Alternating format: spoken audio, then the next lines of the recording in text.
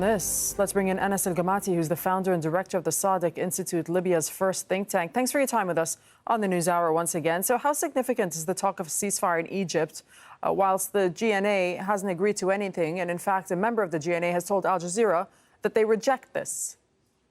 Well, it's huge. I mean, in terms of its significance to the military battle, it's meaningless. But in terms of symbolism and policy, it's very, very meaningful. Now, Khalifa Haftar has announced this not from a position of strength, but really from a position of weakness, because his backers that made him the strong man that we often refer to him as, really just a strong enough man. They gave him a weapon. They gave him weapons. They gave him men to fight for him, Russian Wagner mercenaries. They gave him Syrian mercenaries from Assad loyalists to fight for him.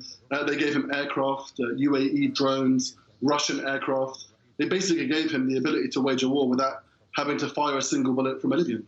But in that sense, there's nothing more they can give him over the last 14 months. And when they left, over the last couple of weeks, there were images of Russian mercenaries leaving. The whole thing began to crumble. It was like a domino effect. First, the southern suburbs of Tripoli began to fall. Then Tarhuna, the last stronghold, began to fall yesterday, followed by Bani Walid today, and then the central city of Sirt only in the last few hours. So it really is from a position of weakness. But what does this mean then for Haftar? Is this a way for him to regroup and reassemble? And we know that forces loyal to the UN recognized government have now launched an offensive on Sirt. And of course, beyond Sirt are the prized oil fields of Libya, Haftar's most important strategic asset. So will that be an easy fight?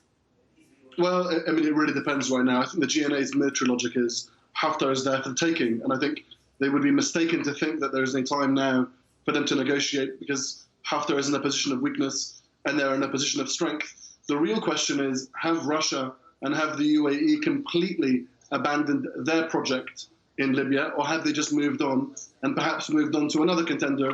The head of the parliament in eastern Libya, Aqil Saleh, is a potential candidate. It's very unclear yet, because there is much more to fight for, as you've rightly mentioned. It's the assets, the oil crescents in central Libya, in the southwest of Libya, as well as in the southeast. And that's a long war, and I think it could be a question of perhaps preservation of eastern Libya through Russian forces that are now deployed in central Libya, or preservation of other parts of eastern Libya through the UAE's airbase in Al-Khadim. But really the question of whether or not Haftar survives is not really an answer he can give himself.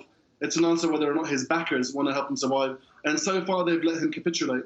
And that's really the story of Libya. And most of the decisions today, at least in Haftar's camp, are being made from the outside. And today, it was Turkish air superiority that really gave the GNA the win. And seeing that Libya's been in a state of war for many, many years now, can decisions that are made on the outside, as you rightly point out, there are many players involved in Libya, can those decisions be actually enforced on the ground? Well, there's a question of what the outside world can do and what it shouldn't be doing. And I think what the outside world should be doing is, number one, enforcing an arms embargo. If you give Libyans and you give people like Khalifa Haftar the ways and means to be an autocrat, then he'll become an autocrat. And if you remove those things, then, as you've seen, only in a matter of hours, he was in Cairo from a podium, reading from a script, talking about how he was going to launch a national dialogue, we should mention, that he actually stopped from taking place when he invaded Tripoli the day that the UN chief, Antonio Guterres, came to mark the national conference. He talked about bringing women into the political process. He kidnapped Siham Sargewa, a female MP that was against the war, in July 2019. Now, like I said, if you take the ways and means away from being an autocrat, then they just become a normal person, and they have to start speaking and acting like a normal person, and then perhaps we can get them to play by the rules of the game. The second and most important thing that the outside world can do is enforce some legitimate rules of the political game. Stop calling your opponents terrorists so that you can wipe them out without having the need for a judiciary, the need for the rule of law, the need for accountability, the need for transparency.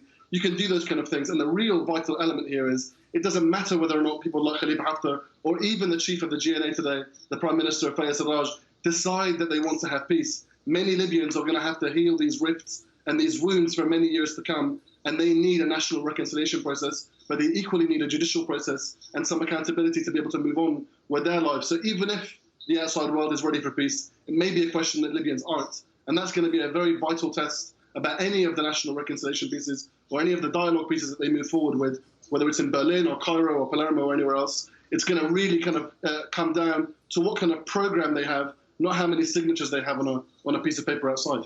All right, Anas Al-Ghamasi, thank you for speaking to us from London. Now more.